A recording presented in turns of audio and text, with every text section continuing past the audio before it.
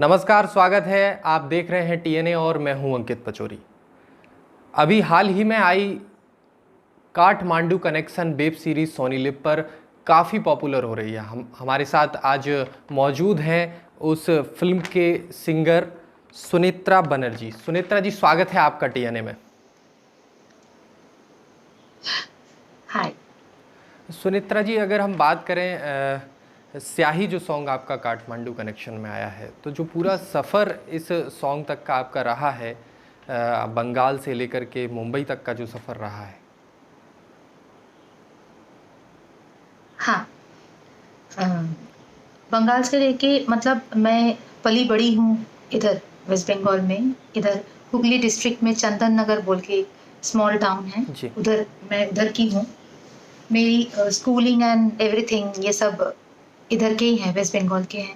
इसके बाद मेरा प्रोफेशन भी कोलकाता में स्टार्ट हुआ। तरह तरह के शोज़ करना और तरह तरह के प्रोजेक्ट्स में जी। थोड़ा बहुत गाने की चांस मिलना, ये सब होता रहता था। तब उस हिसाब से मोस्टली शोज़ मेरा चलता था। जैसे कि मैं क्लासिकली ट्रेन्ड हूँ, जी। तो गज़ल, सेमी क्लासिकल्स, कभी कभी बॉलीवुड। अभी अभी बहुत चलता है सूफ़ी शोज़, वो सब भी मैं करती थी। तो एक दिन अचानक से सब बोलते हैं ना कि सीख के आओ, मुंबई सीख के आओ, तो तुमको मुंबई ऐसी एक जगह है जहाँ पे सीखे हुए जी। लोग को काम मिलता ही है। तो मेरे साथ भी वैसा ही हुआ, उससे अलग कुछ नहीं। मैं बहुत लेट हर कोई मुंबई वाला करियर स्टार्ट करता है 18, 20, 25। I started really late.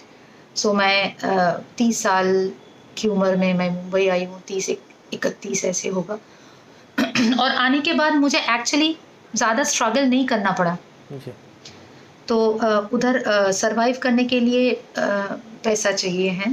तो जैसे कि मैं सीखी हुई हूँ और कोलकाता में भी एक इंस्टीट्यूशन में फैकल्टी थी मैं, तो उस हिसाब से मुझे मुंबई में भी स्टूडेंट्स मिलते गए।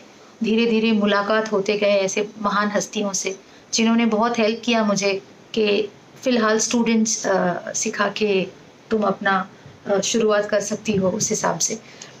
और धीरे धीरे Facebook has help me a lot. Facebook के द्वारा मुझे बहुत सारे कॉन्टैक्ट्स मिले। फिर एक कॉन्टैक्ट से 10, 10 से 20, 20 से 30 ऐसे होते गए। जी। उसी वैसे ही मैं आई एम सो लकी कि स्नेहा जी से मेरा मुलाकात हुआ।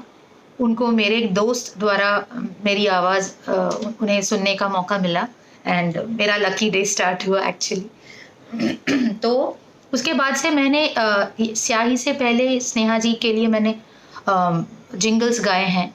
और स्नेहा जी इज़ लाइक फैंटास्टिक पर्सनालिटी। वो उनके दिमाग में कुछ भी चलता है म्यूज़िक रिलेटेड, शी कॉल्स एकदम फटाक से वो फ़ोन करके, सुनेत्रा ऐसे ऐसे गा के भेजो। और मैंने वैसे वैसे गा के जब भेजती हूँ, तो उसको एक अजूबा की तरह एक सुपर सॉन्ग वो बना देते हैं। ये उनके इतने टैलेंट है उनके। And I am so lucky to connected to get a connection with her. वैसे ही स्याही हमारा वैसे ही बना है बहुत पहले। एक्चुअली स्याही हाल ही में नहीं बना है, स्याही को बंधे हुए साल हो गए। और स्याही को पब्लिकली आए अभी। स्याही जब बना था तभी मुझे यकीन था कि ये सॉलिड सॉन्ग है, ये तो सबको पसंद आएगा। क्योंकि एक होता है ना आर्टिस्ट वाली फीलिंग, कि मैं जब गाती थी वो गाना, मुझे ऐसे गुज़बम्स आते थे कि ये एक है ना इसमें वो वाला फीलिंग, एक डरावना। तो that is really close to my heart, मेरे बहुत दिल के करीब है। जी। जिस ऐसा ही तरीके बना। से देखें कि हमने भी उस सॉन्ग को सुना है स्याही को, एक जादुई आपकी आवाज़ जो है वो हमको थैंक यू। सुनने को मिलती है। तो क्या राज क्या है इस जादुई आवाज़ का?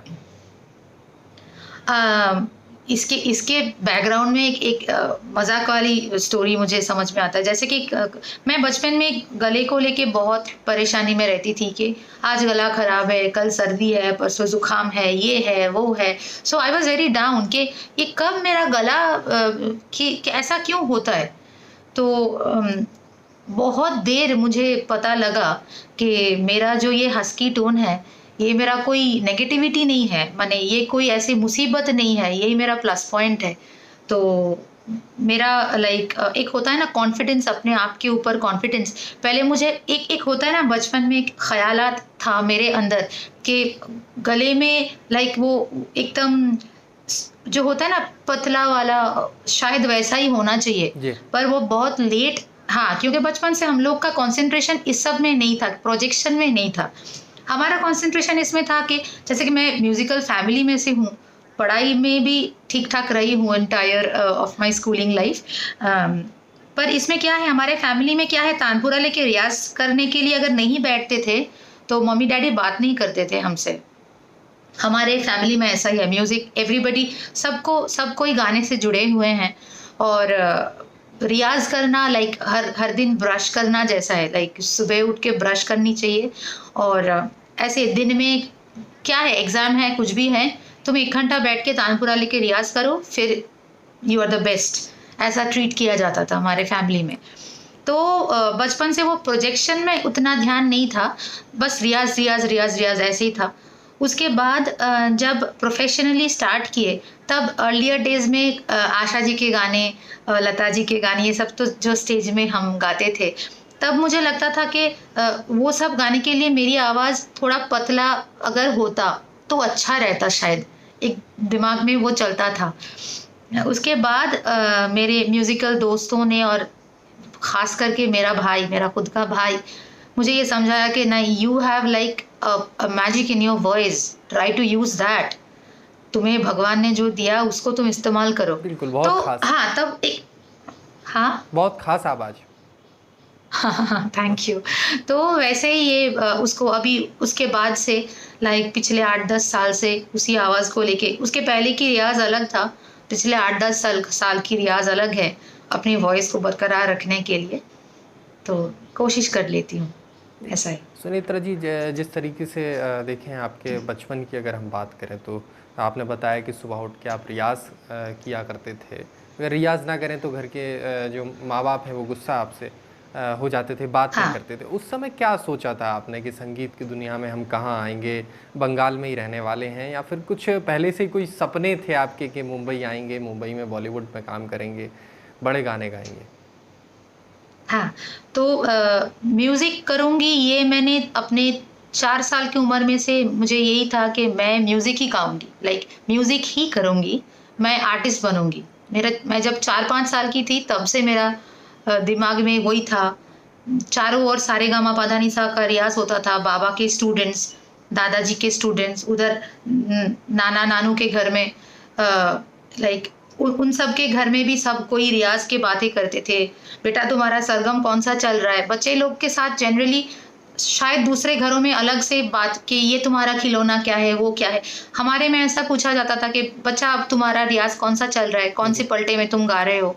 ये सब चलता था। तो म्यूज़िक ही गाऊँगी, म्यूज़िक ही करूँगी, ये दिमाग में था। और हाँ, पढ़ाई में भी मैं ठीक-ठाक रही हूँ, तो कभी मुझे हाँ, थोड़ा बहुत इसके दिमाग में वो भी था कि प्रोफ़ेसर बनूँगी शायद। पर जब बड़ी होती गई, क्लास 7, 8, 9, 10, उसके बाद से मुझे दूसरे कोई प्रोफ़ेशन का सोच नहीं कभी आया। बस म्यूज़िशियन ही बनना था और कुछ करना था। एक्चुअली मुंबई आऊँगी या अमेरिका जाऊँगी, उससे भी ज़्यादा जो दिमाग में काम करता था कि भीड़ में अलग कुछ होना है। जी। अगर 50 जन खड़े रहेंगे, तो अच्छा वो है सुनेत्रा, वो गाती हैं और बहुत अच्छा गाती है। ये अगर किसी से मिल जाए, शायद वो ही बहुत है। और उसी उसी भूख के लिए मैं जीती थी, अभी जीती हूँ कि कोई अ, देखिए कौन कितना करेगा, कौन कितना आगे जाएगा, ये जो हमारा 4 उँगली है, उसमें सेट किया हुआ है। उससे ना तो कुछ इधर होएगा, ना तो कुछ उधर होएगा। बट जो हम लोग कर सकते हैं कि जितना हमारे हाथ में है कर्म, तो उसको 100% निभाना है और सबसे प्यार मिलना है कि जी। अच्छा वो गाती है, बहुत बढ़िया गाती है। ये बस लाइफ टाइम के लिए अगर सुनने को मिल जाए तो और ज़्यादा कुछ नहीं चाहिए होता है जी। मेरे हिसाब से। अच्छा, आज का जो यूथ है, आज का जो युवा है, वो कहीं न कहीं जो संगीत में जाना चाहता है, कहीं न कहीं उनके मन में एक बात रहती है कि जो रियलिटी शो आजकल टीवी पे जो आते हैं, म्यूज़िक से रिलेटेड जो हैं, संगीत के हैं, तो उनको लगता है कि हम उसी में जाकर के एक प्लेटफ़ॉर्म हमको मिलेगा और उसी से जाकर के सिंगर बना जा सकता है। इस बारे में आप क्या सोचते हैं? देखिए, मैं क्या सोचती हूँ, उससे ज़्यादा कुछ फ़र्क नहीं पड़ेगा, क्योंकि सबको अपने-अपने सोच में हक है और सब अपने-अपने हिसाब से सोच सकते हैं। अब मैं तो बहुत अलग तरीके से सोचती हूँ, सबसे अलग, कि मेरा सोच तो किसी के ऊपर थमा देने का ही नहीं है मुझे। सबको अपना-अपना लाइफ़ अपने हिसाब से चूज़ करने नहीं, का आपको हक नहीं है। लगा कभी कि आप बट भी कोई रियलिटी शो में जाएँ और वहाँ से अपना करियर स्टार्ट मैं करें एक संगीत रियलिटी में? शो में मैं सिलेक्टेड हुई थी बंगाल में, मैं गई भी थी, पर उधर बहुत मुझे केओटिक लगा। केओटिक मतलब एक ही रूम में सब, बहुत कोई और क्या है, एक सबके लिए एक उम्र होता है। मैं बहुत लेट, लाइक 29-30 में मैं गई थी शायद, और जाके जब होता है ना पहले ग्रूमिंग सेशंस होते थे, तो वो ग्रूमिंग जब स्टार्ट हुआ मुझे लगा ये मेरे बस का नहीं है, क्योंकि मैं इधर ही रह के एक ही रूम में 4 जन 4 स्केल में चिल्ला रहे हैं, रियाज़ एक्चुअली चिल्ला नहीं रहे हैं, रियाज़ कर रहे हैं, पर चारों स्केल में मुझे ना वो सफोकेटिंग सा लगने लगा एक ही दिन में। तो और मुझे थोड़ा वो भी है, लाइक मैं अपने अपने मस्त मगन होके मैं रहती हूँ। मुझे ज़्यादा कोई बहुत दोस्त, बहुत कुछ खाना-पीना, बहुत कुछ शोर-शराबा मुझे अच्छा नहीं लगता है। लगता है कभी-कभार पार्टी वग़ैरह अच्छा भी लगता है, पर मैं अपने हिसाब से मस्त हूँ। मुझे उसमें बहुत ज़्यादा मस्ती है अपने आप में। तो मुझे वो माहौल अच्छा नहीं लगा, मैं चली आई। इसके मतलब ये नहीं है कि जो उधर है, जो एक्चुअली स्ट्रगल कर रहे हैं, जो एकदम जम के उधर परफ़ॉर्म कर रहे हैं, वो सच में कलाकार हैं इसीलिए। और आपको कोई अंदाज़ा भी नहीं है, रियलिटी शोज़ में रातों-रात एक-एक रात को 4-5 एपिसोड्स होते हैं, शूट्स होते हैं। तो जो बिल्कुल। लोग गाते हैं उधर, उनको बहुत जम के गाना होता है। ये बहुत ईज़ी बात नहीं है जो उधर जाते हैं। हाँ, टफ़ बात, उससे भी ज़्यादा टफ़ बात है अपने आप को बरकरार रखना। एक रियलिटी शो में मानिए कि आप फर्स्ट हो गए, मैं सेकंड हो गई और एक एक्स पर्सन थर्ड हो गए। उसके बाद वो तो जर्नी उधर खत्म हो गया। उसके बाद अपने आप को प्रोजेक्ट कैसे करना है, that is a tough job, that is a really tough job. और जो लोग ये करते हैं और करते आ रहे हैं, आई सैल्यूट देम। बिल्कुल। मैं सबको बोलना चाहती हूँ, युवा को भी, हुँ, हुँ। कि थोड़ा बहुत रियाज़ कर लो। मुझे मुंबई में आके ज़्यादा कुछ ऐसे भागा-दौड़ी करना भी नहीं पड़ा, क्योंकि मैं सीख के आई थी और मेरे दिल में वो कॉन्फिडेंस था कि जिस दिन माइक के सामने आऊँगी, ट्राई करूँगी कि फाड़ दूँ। ये मेरे दिल में था और मुझे मौका भी मिला। स्नेहा जैसे और बहुत सारे हस्तियाँ हैं जो मुझ में विश्वास दिखाएँ। थोड़ा बहुत सारे काम अभी आएगा, एंड स्नेहा तो मेरे लिए भगवान है। तो like she loves me like anything and I respect her like anything. तो बिल्कुल, सबका अपना-अपना हिसाब है। I am very happy with whatever I am doing. I बिल्कुल। Am very happy. बिल्कुल, हम चाहेंगे कि 2 लाइन स्याही की आप दर्शकों को सुनाएँ। ना, जी, बेशक, बिल्कुल। जी। हम्म, स्याह एक तो रात है ये, स्याह उस पे चांद भी, स्याह एक तो रात है ये, स्याह उस पे चांद भी, रात का बन के गवाह आज का सूरज भी स्याह, स्याही स्याही हो रही चांदनी भी, हो स्याही स्याही हो रही रोशनी भी। सारे बादल स्याह थे, पर वो जैसे ही छटे, सारे बादल स्याह थे, पर वो जैसे ही छटे, स्याह निकला आसमां भी, हो स्याह निकला आसमां भी। वाक़ई आपकी आवाज़ थैंक में यू, जादू है। Thank you so much. तो बहुत-बहुत धन्यवाद हमसे जुड़ने के लिए, टीएनए से बात करने के लिए और देश और दुनिया की तमाम खबरें देखने के लिए आप बने रहिए हमारे साथ। नमस्कार।